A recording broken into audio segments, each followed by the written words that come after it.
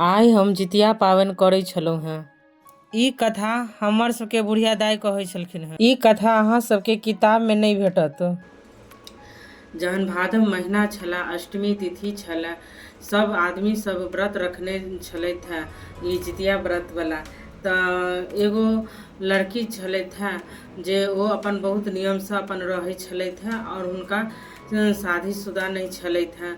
तऽ हुनकर बाबूजी जहन छलखिन हेँ तहन ओ सब किछु अपन नियमसँ घर दुआरि साफ सुथरा कऽ कऽ राखै छलथि हेँ। जहन हुनकर बाबूजी खत्म भऽ गेलखिन तखन ओ अपन एकटा दासी राखऽ लगलखिन। तऽ सब चीज सब ओसब नियम निष्ठासँ ओनाहे रहऽ लगलखिन जेना रहऽके चाही। तऽ एक समय छलैया जहन ई भादव महीना छला, अष्टमी तिथि छलै और एक अंगनामे पूजा छलै। पूजा जे छलै तऽ राजा कहलखिन कि ई लड़की बहुत अथी अछि, धर्मावती अछि, से हिनका परीक्षा लेल जायके चाही जे ई केना गहूँम सुखेती और पूजा करती।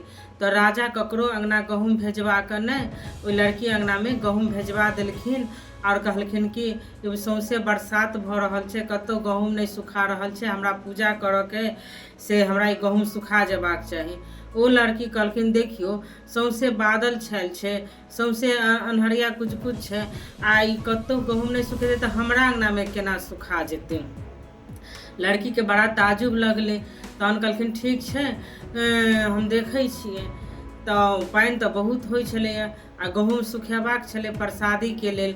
तऽ ओ अपन तैयारीमे लागि गेलथि।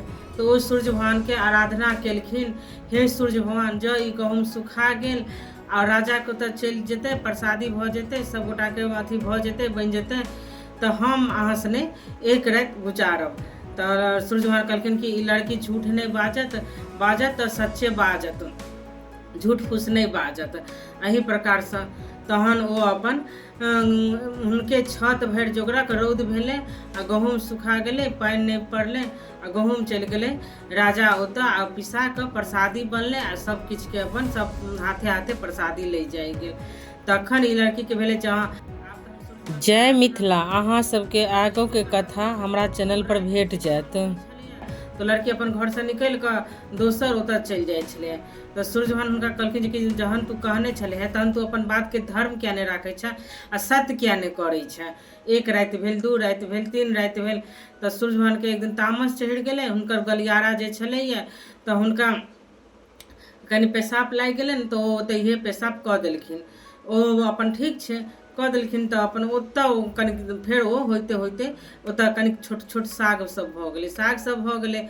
तऽ ओ अपन लड़की कहलखिन कि अपन दासीके देखियौ कतेक सुन्दर साग भऽ गेलै, एकरा तोड़ि लिअ आ साग बना कऽ आ खा लिअ। तऽ ओहो दासीके एतेक सुन्दर ओ हरियर हरियर साग लगलनि, कल ओ धोबो नहीं केलखिन, सीधा तोड़ कऽ बीछ कऽ बना कऽ आ दुनू मतलब ओ दऽ देलखिन लड़कीके खाइके लेल। ओ दासी नहीं खेलखिन। ओ जे खेलखिन तऽ ओ लड़की गर्भवती भऽ गेलखिन।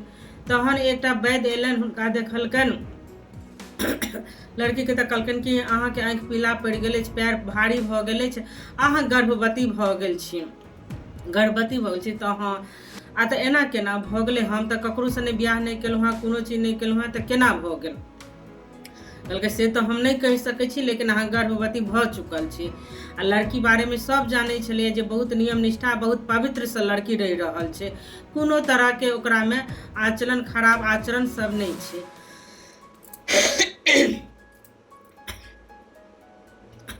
देखलखिन तहन वैद्यके बजा कऽ तखन हुनका गमारी लोक सब एगो बूढ़ बुजुर्ग आदमी छलनि हेँ, हुनकासँ बियाह करा देलकनि और कहलकनि कि जे अहाँके बियाह केनाइ जरूरी अछि, अहाँ गर्भवती भऽ गेल छी।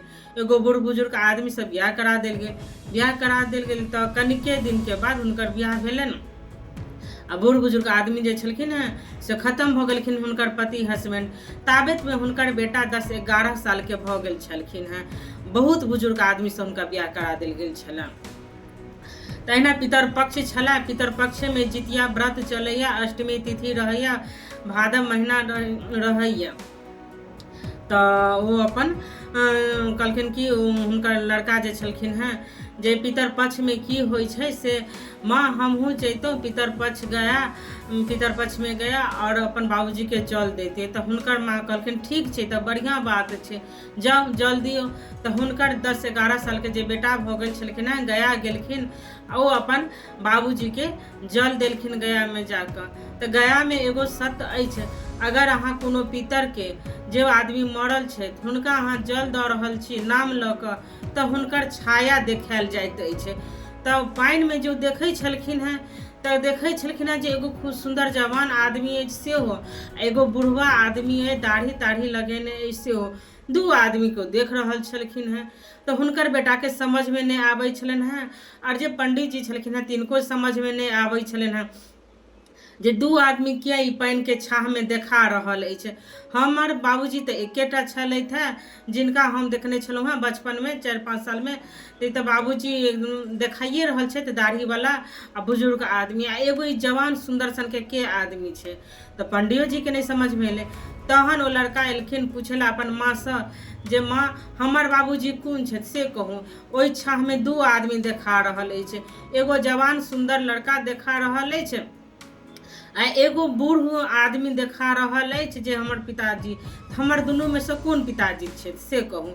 तखन हुनकर माँ अपन सब वृतांत सुनेलखिन, कथा सुनेलखिन, कहलखिन बौआ एना एना जहन हम छलहुँ हैं कुमारि तऽ एना एना सूर्य भगवान के आवाहन केलियन, सूर्य भगवान एलखिन और साग जे हम खेलिए तो ओही पर हम गर्भवती भऽ गेलहुँ।